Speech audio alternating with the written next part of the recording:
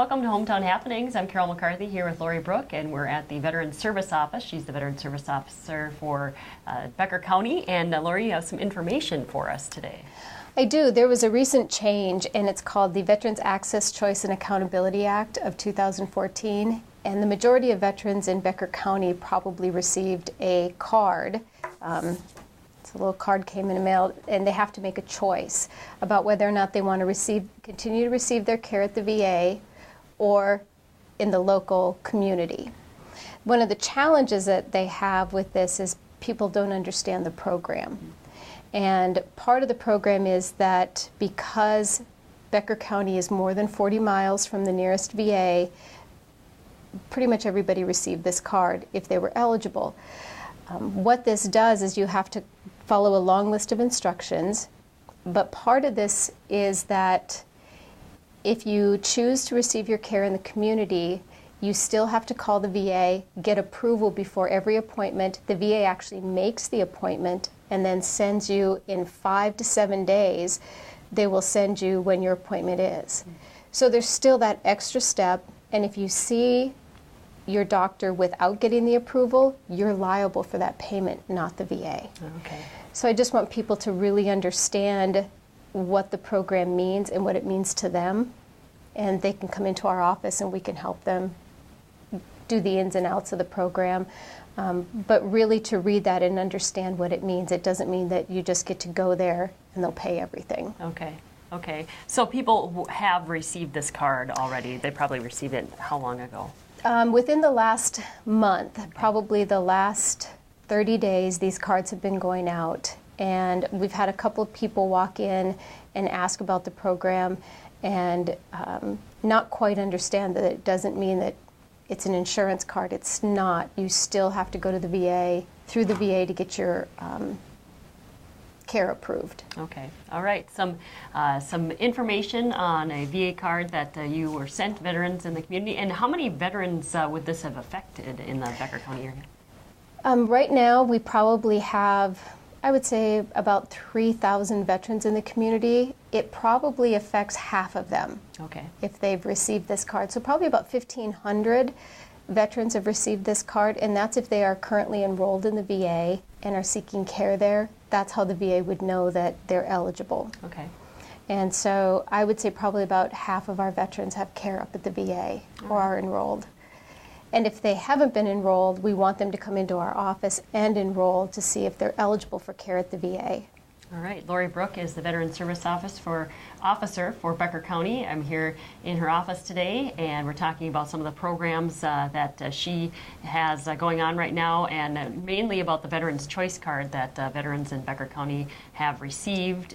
Just some things to be aware of with that card. And again, if you have any questions, to stop in or call Lori at her office here. Right. Okay. We're going to take a break, but there's more that you do, other programs that you have going on, and we're going to maybe get an update on how the Veteran Shuttle is going, the program that started last year, next on Hometown Happenings. Welcome back to Hometown Happenings, here today with Lori Brooke, the Veteran Service Officer for Becker County, talking about some of the programs going on right now. One of the main ones is the Veterans Choice Card. If you've received it in the mail and you have some questions, contact Lori here at her office at the Becker County Courthouse. Lori, along with that, I wanted you to talk about the transportation for veterans. That shuttle service started last year, and how is it going? It started last year. It's been going a year. It's the DAV, the Disabled American Veterans van that goes through. It's been going a year, and it's really successful, which kind of goes with the access card. If a veteran needs transportation to the VA, it's free. The van comes through Detroit Lakes on Wednesdays and Fridays, and Dan Wood is our dispatcher, and he works with the VA. So let's say a veteran has an appointment on a Tuesday, Dan will help them get that appointment moved to one of the days where the van does run. And it's staffed by volunteer drivers. They drive the veteran up and then bring them back at the end of the day. We ask that veterans schedule their appointments sometime between 10 and 2. The van actually comes from Hubbard County through Becker County. Okay. And so it picks people up along the way. And that way people aren't up really early in the morning. You know, for an 8 o'clock appointment, they would have to leave at 6. which the driver has to be there at 5. So we ask that. If it's not possible, that's okay too. There's sometimes you have to be there. But Dan really does a great job, and we have heard nothing but good things. They're all new Ford Flex vehicles that are being driven. And so the great part about it is the camaraderie in the vehicle, is they like going in, and they said that hour drive goes by really quickly. I bet it does. Some stories going on in that van. Some amazing stories, things that history lessons are learned. That's right. We could only have a microphone in there. That's right. All right, and some of the other things that you're working on for the coming year, you're working on having another stand down. Why don't you first tell us a little bit about what a stand down is? Historically, a stand down has been put on to help homeless veterans, where we bring all the resources together and clothing together. We had one a year and a half ago that was very successful. We allowed Fergus Falls. We kind of keep it in the Northwest, place to place, so we didn't have one this last year, but we plan on having one sometime toward the end of April and the beginning of May. Our focus this year is still going to be the stand down piece, but we want to add a family component to that. Commissioner Sheladow, who is the Commissioner of Veterans Affairs, the last time he was here, asked us if we would focus on families, the families of veterans and the families of our National Guard soldiers. So what we're doing now is we are putting the plan together, trying to find the date that works for all of the partners, because we work with the VA, the Minnesota Assistance Council for Veterans, and all our partners that can work getting them here.